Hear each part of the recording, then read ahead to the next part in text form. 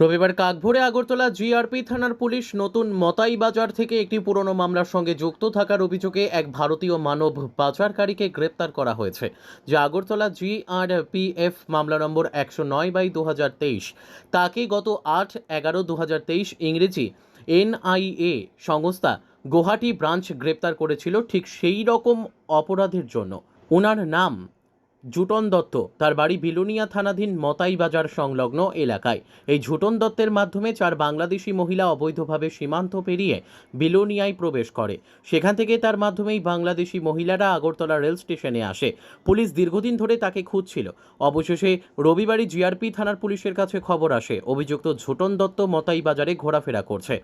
খবর পেয়ে বিলোনিয়া ছুটে যায় জিআরপি থানার পুলিশ। তারা বিলোনিয়া থানায় বিষয়টি জানায়। পরে বিলোনিয়া থানার পুলিশের সহযোগিতায় জিআরপি থানার পুলিশ মতাই বাজার থেকে অভিযুক্ত ঝুটন দত্তকে গ্রেপ্তার করে জিআরপি থানায় নিয়ে আসে বলে খবর।